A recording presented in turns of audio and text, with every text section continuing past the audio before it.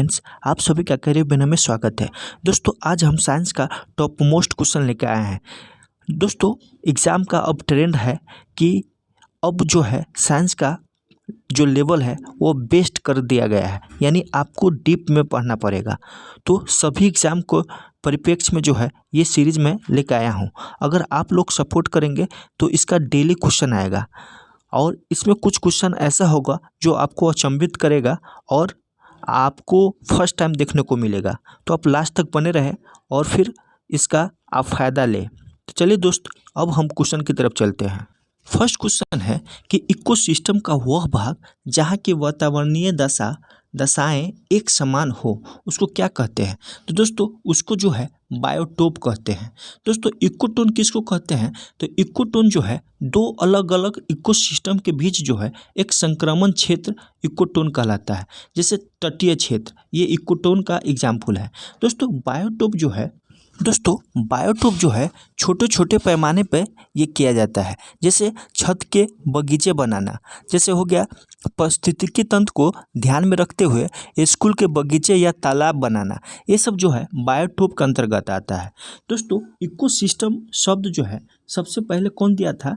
Ecosystem ये एजी Tansley दिया था। कौन? एजी टांसले।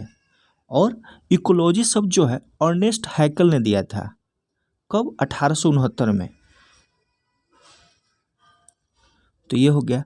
अगला क्वेश्चन है 2 नंबर का कि माइटोकॉन्ड्रिया को सर्वप्रथम किसने देखा? दोस्तों, माइटोकॉन्ड्रिया को सर्वप्रथम जो है कोलिकर ने देखा था। कौन देखा था? कोलिकर। और ये कीटों के रेखित पेशियों में देखा था, जिसको नाम क्या रखा था? तो सार्कोसोम रखा था। क्या नाम रखा था? सार्कोसोम। दोस्तों, इसमें जो भी वैज्ञानिक दिया है सबका कुछ न कुछ योगदान है माइटोकॉन्ड्रिया के ऊपर। दोस्तों, ऑल्टमैन ने इसका क्या नाम रखा? ऑल्टमैन ने बायोप्लास्ट नाम रखा है। क्या नाम रखा? बायोप्लास्ट। और फ्लेमिंग ने जो है कीला नाम रखा है। क्या नाम रखा? कीला। और सी बेंडा जो है, ये सी बेंडा जो है माइटोकॉन्ड्रिया कहा। क्या कहा? माइटोकॉन्ड्रिया। और हिंदी में सूत्रकणिका कहा।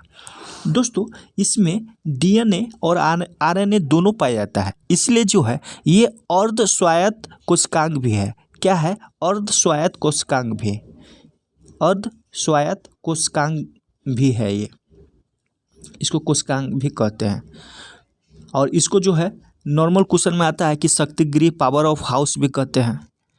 ऐसा क्यों कहते हैं? क्योंकि दोस्त माइटोकॉन्ड्रिया जो है क्रेब्स चक्र के दौरान जो है भोज्य पदार्थों को ऑक्सीकरण से एटीपी का निर्माण करता है। एटीपी क्या हो गया? ऊर्जा है, एडिनोसिन ट्राइफॉस्फेट जिसको कहते हैं। तो इस सारा चीज़ समझ गए। तो अब हम थर्ड क्वेश्चन की तरफ चलते हैं। अगला क्वेश्चन है थर्ड क्वेश्चन, सूर्य से आने वाले पराबैंगनी विकिरण हमारे लिए कौन हानिकारक है? दोस्तों, इस क्वेश्चन को ध्यान से पढ़िएगा। हमारे लिए कह रहा है, जीवों के लिए, तो इसको ध्यान में रखिएगा। दोस्तों, सूर्य से आने वाला पराबैंगनी विकिरण जो है हमारे लिए अल्ट्रा वायलेट रे बी जो है ना, वो हानिकारक है। ऐसे बोला जाए कि जो अल्ट्रा वायलेट रेज होता है सबसे हानिकारक कौन होता है? तो अल्ट्रा वायलेट सी होता है। तो अल्ट्रा वायलेट सी इसका आंसर इसलिए नहीं होगा क्योंकि अल्ट्रा वायलेट सी जो है ये ओजोन परत जो है उसको सोख लेता है, यानी पृथ्वी पर थोड़ा भी नहीं आने देता है। लेकिन अल्ट्रा वायलेट रेज बी जो है, अगर उसकी मोटाई कम हो जाए ओजोन परत का, यानी उसकी मोटाई कम हो जाए, यानी छिद्र हो जाए, डॉप्सन यूनिट से इसको नापते हैं ओजोन परत को, तो अगर इसकी मोटाई कम हो जाता है तो अल्ट्रा वायलेट बी जो है माने पृथ्वी वायुमंडल में आने की संभावना हो जाता है, जिससे जो है त्वचा का कैंसर, अंधापन जैसे रोग उत्पन्न होता है। तो हमारे लिए अल्ट्रा वायलेट बी आंसर होगा इसका। ऐसे बोलेगा कि पराबैंगनी विकिरण में सबसे हानिकारक कौन है? तो अल्ट्रा वायलेट सी है, लेकिन हमारे लिए यहाँ कह रहा है तो ये बी आंसर हो जाएगा। अगला क्वेश्चन है 4th नंबर का, स्वस्थानीय संरक्षण यानी इन सिटू कंजर्वेशन का उदाहरण नहीं है। दोस्तों, हम लोग जानते हैं कि संरक्षणात्मक उपाय जब हम करते हैं, जैसे जब जीव जंतुओं और वनस्पतियों के आवास एवं उनके भोजन को संरक्षित किया जाए तो उसको क्या कहते हैं? संरक्षणात्मक उपाय कहा जाता है। और इसका 2 है, तो एक इन सीटू है और एक एक्स सीटू है। तो दोस्तों यहाँ पे इन सीटू बोला जा रहा है। तो इन सीटू का मतलब होता है कि जब पादप और जंतुओं को उनके प्राकृतिक आवास में अनुकूल दशा उपलब्ध कराकर संरक्षित किया जाए तो उसको हम इन सीटू कंजर्वेशन कहते हैं। तो इसका कौन कौन एग्जाम्पल होता है? इसका एग्जाम्पल है वन जीव अभयारण्य, पक्षी अभयारण्य, राष्ट्रीय उद्यान, पवित्र उपवन, समुदाय आगार, संरक्षण आगार, ये सब जो है इसका एग्जाम्पल है। और एक्स सीटू किसको बोलते हैं दोस्तों? तो एक्स सीटू उसको बोलते हैं कि जब पादप एवं जंतुओं के उनके प्राकृतिक आवास नष्ट हो जाए तो उन्हें मौलिक प्राकृतिक आवास से हटाकर दूसरे जगह अनुकूल दशाओं वाले कृत्रिम आवास में संरक्षण प्रदान किया जाता है। यानी कृत्रिम में किया जाएगा तो एक्स सीटू होगा। तो इसका एग्जाम्पल क्या है? तो वनस्पति उद्यान है, चिड़ियाघर है, एक्वेरियम है, वन जीव सफारी पार्क है, ये सब जो है एक्स सीटू है। तो यहाँ पे देखिए राष्ट्रीय उद्यान क्या है? इन सीटू है। और पवित्र उपवन और झीलें जो है इन सीटू है। वनस्पति उद्यान जो है इसमें वनस्पति उद्यान जो है एक्स सीटू कंजर्वेशन है, तो इसका सी नहीं है। बाकी बात ए, बी और डी बायोस्फीयर रिजर्व भी है, तो ई आंसर हो जाएगा। दोस्तों 5th नंबर का क्वेश्चन है कि कौन सा ऊतक यानी टिश्यू सुरक्षा, अवशोषण, उत्सर्जन, पोषण और ताप नियमन यानी टेम्परेचर रेगुलेशन जैसे कार्य करते हैं? तो दोस्तों हम लोग जानते हैं कि जंतुओं में कार्य के आधार पर 4 प्रकार के ऊतक होता है। 4 प्रकार का ऊतक होता है। ये उपकला ऊतक जिसको एपिथेलियल टिश्यू बोलते हैं, पेशी ऊतक हो गया, संयोजी ऊतक हो गया और नर्वस टिश्यू हो गया। तो ये चारों हो गया। तो इसमें से ये जो सारा काम करता है ये उपकला ऊतक करता है। दोस्तों पेशी ऊतक का काम क्या है? तो ये ऊतक जो है संकुचनशील कोशिकाओं को कॉन्ट्रैक्टिव सेल से बना जो हमारे शरीर की गतियों में सहायक है। तो पेशी ऊतक क्या करता है? गतियों में सहायक करता है। और फिर संयोजी ऊतक क्या है? तो संयोजी ऊतक जैसे ब्लड हो गया। दोस्तों हमारे बॉडी में सबसे अधिक पेशीय ऊतक है, ये संयोजी ऊतक है, संयोजी ऊतक जो है हमारे शरीर में सबसे अधिक है। ये क्या करता है? इसका मुख्य विभिन्न संरचनाओं को आपस में जोड़ना, उनके मध्य पदार्थों का आदान प्रदान करना तथा शरीर को जो है दृढ़ सपोर्ट प्रदान करना, ये इसका काम है संयोजी ऊतक का। नर्वस सिस्टम जानते ही है, पूरा नर्व्स का काम होता है। तो इसका आंसर क्या हो जाएगा? उपकला ऊतक। अगला क्वेश्चन है कि जलीय पौधों की जड़ का भाग नहीं है, यानी जलीय पौधों में जड़ का भाग होता है, इसमें से कौन सा है जो जलीय पौधे के भाग नहीं है? दोस्तों तो पहले हम लोग जड़ के बारे में जानेंगे। दोस्तों जड़ क्या होता है? जैसे ये जड़ हो गया मान लीजिए, तो ये जो यहाँ पे है इतना दूर, इसको जो है क्या कहते हैं? मूलगोप कहते हैं, इसको मूलगोप कहते हैं। फिर ये आगे वाला जो पार्ट होता है ये मेरिस्मेटिक जोन होता है, यानी विभाज्योतिक क्षेत्र होता है। मेरिस्मेटिक जोन जो है ये हो गया। फिर इसके बाद जो है इलोगेशन क्षेत्र होता है, ये यहाँ पे इतना इलोगेशन क्षेत्र हो गया। और यहाँ पे जो है परिपक्व क्षेत्र हो जाता है यहाँ पे, तो ये सबसे लास्ट में होता है। तो यही कह रहा है ये जो स्थलीय पौधा होता है उसका है, लेकिन यहाँ पे कह रहा है कि जलीय पौधे की जड़ का भाग नहीं है। तो दोस्तों जलीय पौधे की जड़ में जो है मूल गोप के स्थान पर जो है रूट पॉकेट होता है। कौन होता है? Root pocket. तो ये जलीय पौधे में मूल गोप नहीं होता है, यानी ये सारा होता है लेकिन मूल गोप नहीं होता है। तो मूल गोप के जगह पर जो है जिसको रूट कैप बोलते हैं, वहाँ पे रूट पॉकेट होता है। और रूट पैकेट में जो है तो इसी रूट पैकेट में जो है हवा भरी होती है और ये जो है पौधे को बुआंसी प्रदान करता है या उत्प्लावन, जिसको बुआंसी फोर्स कहते हैं, जिसको वजह से पानी पे तैरता है, छतलाता है। तो उत्प्लावन जो है यही रूट पॉकेट रूट प्रदान करता है। तो जलीय पौधे में की जड़ में क्या होता है? नहीं होता है, तो मूल गोप नहीं होता है, ये स्थलीय पौधा में होता है। मूल गोप की जगह पे रूट पॉकेट होता है। तो ये बहुत ही बेस्ट क्वेश्चन है। चलिए दोस्त अब अगला क्वेश्चन। दोस्तों अगला क्वेश्चन है कि न्यूलैंड लॉ ऑफ ऑक्टेव यानी न्यूलैंड का औष्टक सिद्धांत किस तत्व के बाद जो है फेल हो गया? तो दोस्तों हम लोग जानते हैं कि जैसे मॉडर्न जो रूल आया उससे पहले सबसे पहले जो है डोबेरान ने ट्रिक नियम लाया था। दोस्तों डोबेरान जो है टोटल तत्वों को खोज किया था। इसके बाद जो है न्यूलैंड्स का ऑक्टेव नियम आया। दोस्तों इसके समय जो है टोटल 56 तत्व खोजा गया था, जिसमें जो है ये कैल्शियम तक ही इसका जो नियम था वैलिड हो पाया, और इसका लास्ट तत्व जो था थोरियम था। तो ये इसका आंसर क्या हो जाएगा? कैल्शियम। इसके बाद जो है ये जो हम लोग का सारा गामा पा 8 वर्ड है उसके आधार पे ये किया था, और मोस्टली से पहले जो भी किया वो सिर्फ दरम्यान के बढ़ते क्रम को दिखाया गया था। जैसे डोबराइन को जो ट्रिक नियम था वो एवरेज निकलता था, फर्स्ट और थर्ड का योग का बाई हाफ करके बीच वाला ये होता था। तो ये सभी था, और जो मॉडर्न आया, मॉडर्न मोस्टली का मॉडर्न था, वो जो है परमाणु संख्या पे आधारित था। तो इसको याद रखिएगा।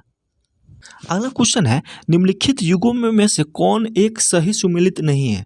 तो ओडोमीटर। तो दोस्तों वाहनों के पहियों द्वारा तय की गई दूरी को मापने के लिए ओडोमीटर का इस्तेमाल होता है। ओडोमीटर जो है विद्युत चुंबकीय तरंगों की आवृत्ति मापने के लिए किया जाता है, यानी फ्रीक्वेंसी। ऑडियोमीटर जो है ध्वनि तीव्रता का मापक है। तो ये तीनों सही है। दोस्तों इसमें थोड़ा सा डिफरेंस है, इसलिए ये क्वेश्चन हम लेकर आए हैं। तो आप लोग इसको नहीं मालूम है तो आप जरूर इसको याद कर लीजिएगा। दोस्तों अमीटर से जो है विद्युत धारा मापते हैं, न कि विद्युत शक्ति। विद्युत शक्ति तो एनर्जी मीटर से मापा जाता है, जो वोल्ट एम्पेयर और वाट टाइम के भी रहता है, किलोवाट आवर। तो ये तो अमीटर जो है वोल्ट ये करंट को मापते हैं। दोस्तों पोटेंशियोमीटर जो है, पोटेंशियोमीटर ये वोल्टेज डिफरेंस को मापता है। 2 पॉइंट के बीच में जो वोल्टेज का डिफरेंस है वो पोटेंशियोमीटर से मापा जाता है। तो अगला क्वेश्चन है कि निम्न में से कौन सुमेलित नहीं है वो बताना है। तो ये एनिमल किंगडम के बारे में है। तो कार्ल लिनियस जो है 2 एनिमल किंगडम दिया था, ये सही है। कौन कौन? प्लांट और एनिमल्स। तो ये कार्ल लिनियस ये सही है। अर्नेस्ट हैकल जो है, अर्नेस्ट हैकल 3 एनिमल किंगडम दिया था। कौन कौन है? तो पादप हो गया, जंतु हो गया और प्रोटिस्टा हो गया, ये भी सही है। RH Whittaker. दोस्तों RH व्हिटेकर जो है ये 5 किंगडम दिया था, न कि 4 किंगडम। तो ये गलत हो गया, क्योंकि RH व्हिटेकर जो है पादप, जंतु, प्रोटिस्टा, मोनेरा और कवक, ये पांचों के बारे में बताया था। और हर्बर्ट कॉपलैंड जो है 5 एनिमल किंगडम दिया है। तो दोस्तों ये हर्बर्ट कॉपलैंड जो है ये 4 है। तो इसका ये है, इसका ये है। ये 4 कौन कौन था? तो पादप था, जंतु था, और फिर प्रोटिस्टा था और मोनेरा था। दोस्तों RH व्हिटेकर जो है 5 किंगडम 1969 में दिया था। अगला क्वेश्चन है कि साबुन के बुलबुले के अंदर का दाब। तो दोस्तों साबुन के बुलबुले के अंदर का दाब जो है वायुमंडलीय दाब से अधिक होता है, यानी वायुमंडलीय दाब से अधिक होता है। इसका आंसर ये हो जाएगा। दोस्तों ये भी बहुत अच्छा क्वेश्चन है कि पीपल और तुलसी के पौधे रात में भी भोजन बना सकता है, क्योंकि उनमें एक विशेष प्रकार का प्रकाश संश्लेषण करने की क्षमता होती है, जिसे क्या कहते हैं? दोस्तों पीपल और तुलसी के पेड़ में ये क्रेसुलेशियन एसिड मेटाबॉलिज्म होता है, जिसको जो है ये रात में जिसके हेल्प से जो है प्रकाश संश्लेषण जो है रात में भी कर सकता है। तो इसमें क्या पाया जाता है पीपल और तुलसी में? तो कैम इसको शॉर्ट में बोलते हैं। दोस्तों अगला क्वेश्चन है इनमें से कौन सा सही सुमेलित है? तो थैलोफाइटा। तो दोस्तों थैलोफाइटा क्या होता है? तो ये थैलस लाइक स्ट्रक्चर होता है। इसमें जो है सिर्फ कुछ भी नहीं होता है, यानी जाइलम फ्लोएम और संवहनीय ऊतक भी नहीं होता है। तो वही थैलोफाइटा हो गया। ये जो है क्रिप्टोगेम का टाइप है। क्रिप्टोगेम 2-3 टाइप का होता है, थैलोफाइटा, टेरिडोफाइटा और ब्रायोफाइटा। तो उसमें कह रहा है कि थैलोफाइटा, इसका एग्जाम्पल याद करके ही रखना चाहिए, क्या है कि एग्जाम में एग्जाम्पल ही पूछा जाता है, और ये इस एरिया से अगर क्वेश्चन पूछ दिया जाता है तो बहुत ही टफ हो जाता है। तो आप ज़्यादा से ज़्यादा एग्जाम्पल याद रखिए। थैलोफाइटा का एग्जाम्पल क्या हो गया? एस्पायरो गोयरा हो गया, फिर कारा हो गया, कारा जो है स्पायरोगोरा का ही थैलोफाइटा का ही एग्जाम्पल, अल्वा हो गया, यूलोथ्रिक्स हो गया, ये सब जो है ये थैलोफाइटा का है। तो फर्स्ट सही मिलान है। दोस्तों टेरिडोफाइटा क्या है, ये इसको फर्स्ट माने जल और पृथ्वी दोनों पे रहने वाला पौधा बोला गया है। तो टेरिडोफाइटा का एग्जाम्पल क्या हो गया, तो फर्न, ये सही है। मार्सिलिया भी इसी का एग्जाम्पल है, मार्सिलिया।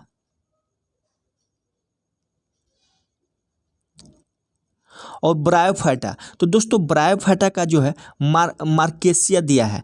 तो मार्केसिया जो है किसका है, ब्रायोफाइटा की, ये भी सही है। इसका और एग्जाम्पल क्या है, रिकिसिया है। रिकिसिया जो है इसी का। दोस्तों इसका सबसे मोस्ट इम्पोर्टेंट एग्जाम्पल है मॉस, इसको याद रखिएगा। और उपयुक्त में से सभी, तो सभी सम्मिलित है। दोस्तों और एक चीज़ बता देते हैं, जैसे जिम्नोस्पर्म जो है, जैसे फेनेरियोगम का भी 2 टाइप होता है, क्रिप्टोगम का 3 टाइप, थैलोफाइटा, टेरिडोफाइटा, ब्रायोफाइटा। अब फेनेरियोगम का 2 टाइप, जिम्नोस्पर्म, एंजियोस्पर्म। तो जिम्नोस्पर्म का एग्जाम्पल जो है, जिम्नोस्पर्म का ये पाइनस है, क्या है, पाइनस, और एक है साइकस। ये 2 एग्जाम्पल याद रखिएगा, इसका आंसर डी हो जाएगा। अगला क्वेश्चन है, अल्टीमीटर से क्या नापते हैं, वायुमंडल दाब, नहीं, भूतल से ऊंचाई होगा। दोस्तों ये भूतल से ही ऊंचाई नापते हैं, अल्टीमीटर से जो है भूतल से ऊंचाई नापते हैं। विद्युत धारा, नहीं, सुनाई देने में अंतर, ये भी नहीं, तो इसका आंसर बी हो जाएगा। दोस्तों अगला क्वेश्चन है 50 नंबर का, चुंबकीय क्षेत्र की ओर किसी वस्तु को आकर्षित किए जाने के बजाय इसे प्रतिकर्षित किए जाने की परिघटना को निम्नलिखित में से क्या कहा जाता है।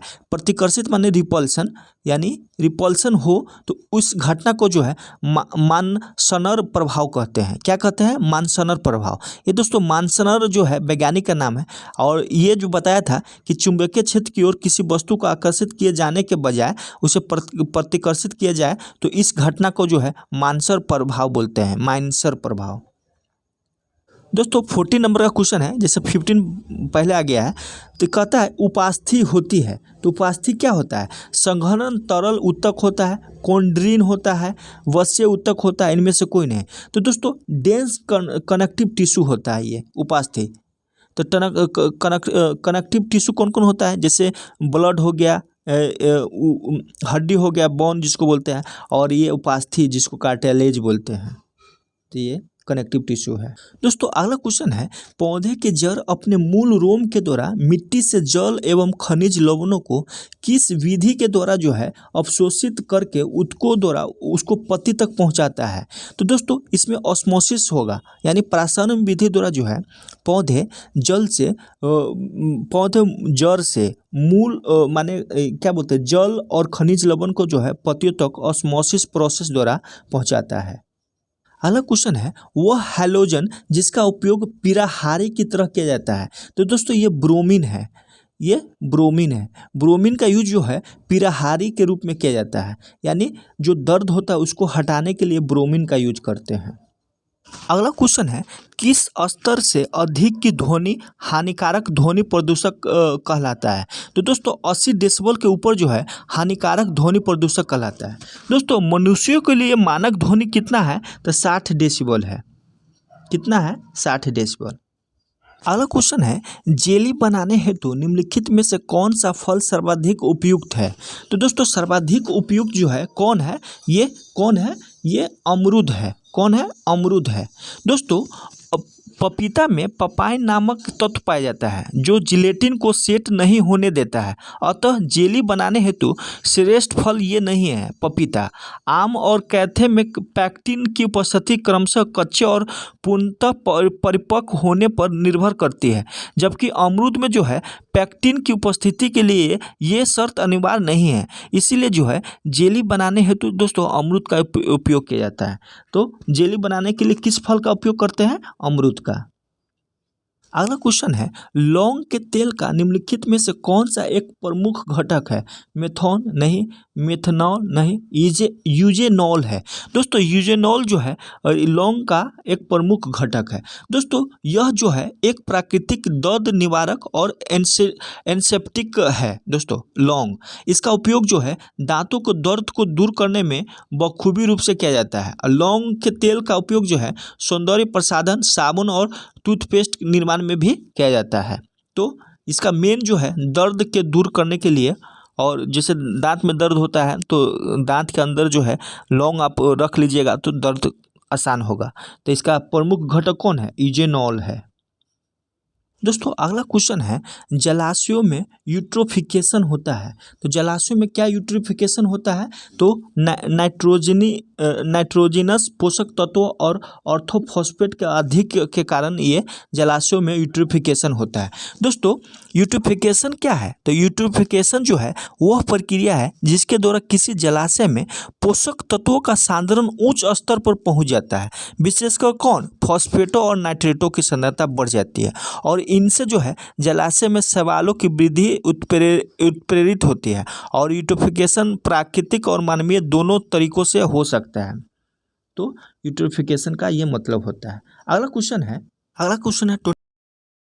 जैव ऑक्सीजन मांग। दोस्तों 22 नंबर का, जैव ऑक्सीजन मांग किस लिए एक मानक मापदंड है? तो दोस्तों जलीय पारिस्थितिकी तंत्र में प्रदूषण के मापने के लिए ये BOD यूज करते हैं।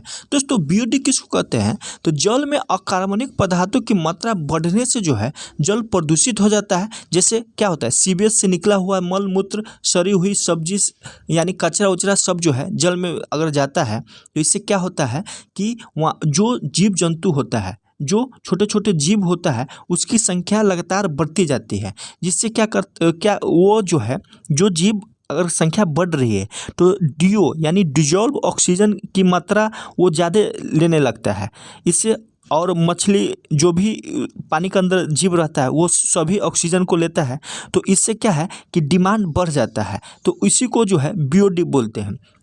दोस्तों BOD की अधिकता यह सूचित करती है कि जल में सूक्ष्म जीवों की संख्या अधिक है तथा सूक्ष्म जीवों की अधिकता जल के प्रदूषण का सूचक होता है। दोस्तों स्वच्छ जल का BOD जो है 2 से 3 मिलीग्राम पर लीटर होता है। और BOD जो होता है दोस्तों, BOD ये इन्वर्सली प्रोपोर्शनल DO होता है, यानी डिजॉल्व ऑक्सीजन होता है। तो ये जलीय प्रदूषण को संकेत करता है। अगला क्वेश्चन है कि जब डॉक्टर किसी को कहता है कि उसे टेट्राप्लेजिया हो गया है तो उसका आशय होता है कि उसका पक्षघात हो गया है। केवल दायां हाथ का, केवल बायां हाथ का, केवल दोनों पैर का? नहीं दोस्तों, इसमें जो है दोनों हाथों और दोनों पैरों का पक्षघात हो जाता है। तो D आंसर होगा। दोस्तों टेट्राप्लेजिया जो है इसका मतलब होता है कि दोनों हाथों और दोनों पैरों के पक्षघात से है। और इसे जो है क्या कहते हैं? क्वाड्रिप्लेजिया भी कहा जाता है। क्या कहा जाता है? क्वाड्रिप्लेजिया। इस चीज को जो है क्वाड्रिप्लेजिया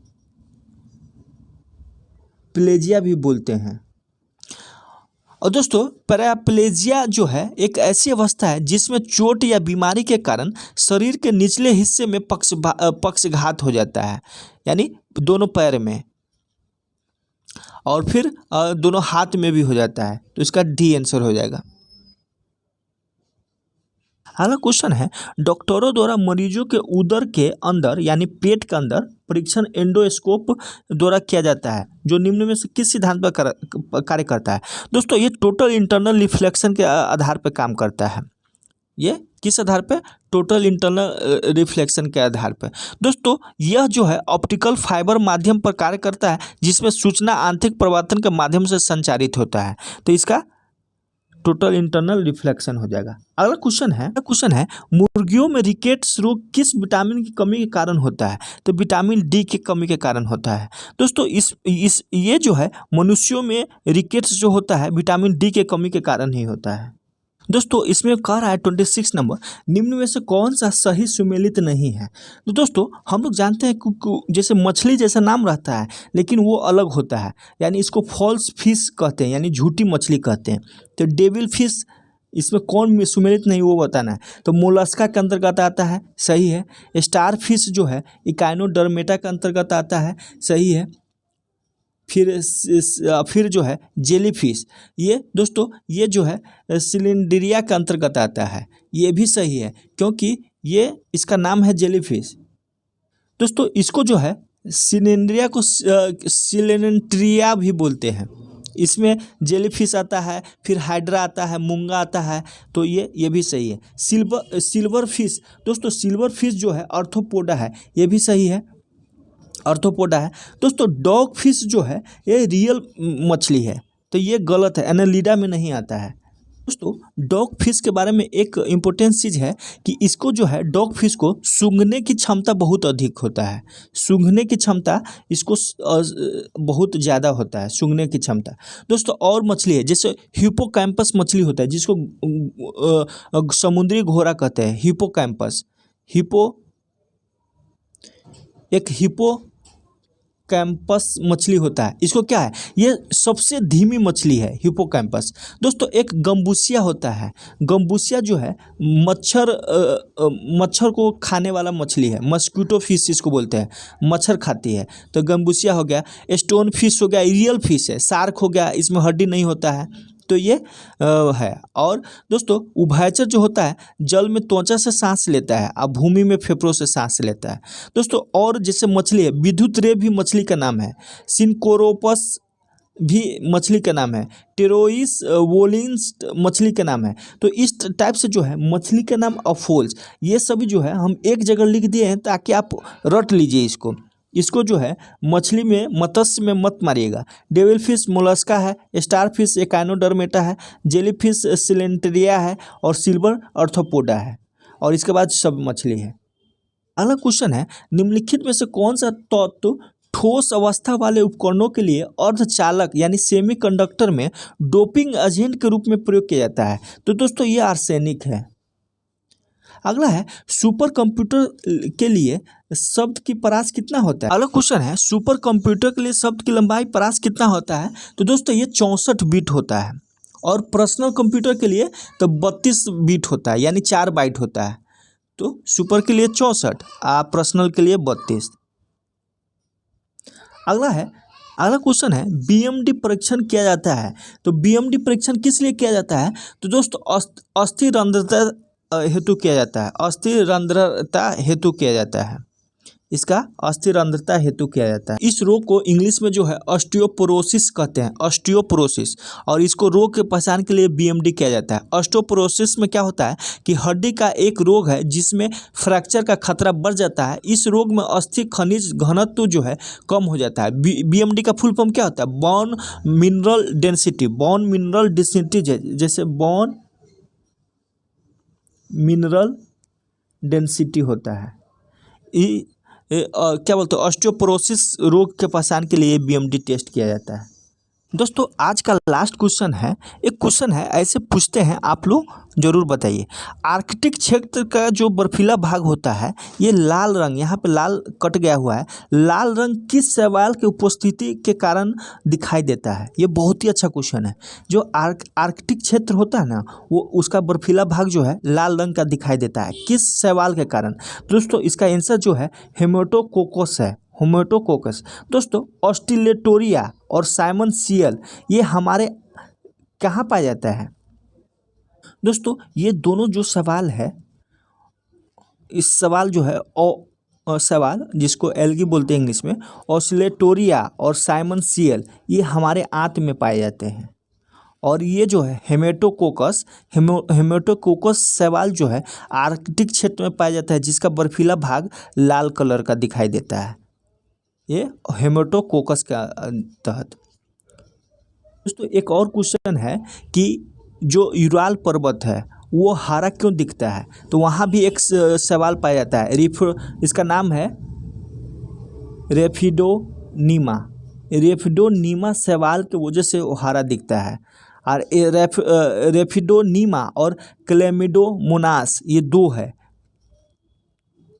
क्लेमिडोमोनास ये दो शैवाल के कारण जो है यूराल पर्वत हरा दिखाई देता है। और आखिरी से बर्फीला लाल कलर क्यों दिखता है, ये लाल कलर होगा तो हेमेटोकोकस। और ऑस्लेटोरिया और साइमन सियला जो है हमारे आंत में ये शैवाल है, एलगी है, हमारे आंत में पाया जाता है। तो दोस्तों आज 30 क्वेश्चन है, आप लोग ज़रूर कमेंट करके बताइए कि कैसा लगा। अगर आप लोग लाइक और शेयर कीजिएगा और व्यू थोड़ा ज़्यादा जाएगा तो हम ज़रूर इसका नेक्स्ट पार्ट लेके आएंगे। तो चलिए दोस्त, थैंक यू।